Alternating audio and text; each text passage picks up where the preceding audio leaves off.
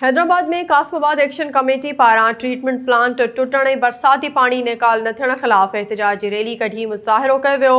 SS news जे reporter ग़ुलाम मुस्तफ़ा सोलंकी मूजिबि Kasmabad action committee जे सदर महबूब अबड़ो जी अॻवाणी में पकौड़ा चौक खां हली पैलेस ताईं एहतजाजी रैली कढी इंतज़ामिया ख़िलाफ़ सख़्त नारेबाज़ी कई वई। एहतजाजी मुज़ाहिरे में सियासी समाजी अॻवाननि मज़हर कमरानी, इरशाद अंसारी, हुसैन मक्सी, माशूक चांडियो, हसन मुर्तज़ा अंसारी, असलम सोलंकी ऐं ॿियनि शिरकत कई।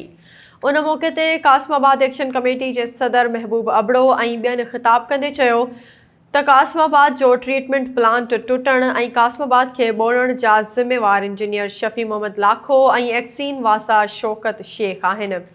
हुननि चयो त कासमाबाद जा 8 मोटर बंदि पियल आहिनि, जंहिं सबबि मुख़्तलिफ़ इलाइक़नि मां बरसाती पाणी निकाल न थी सघियो आहे।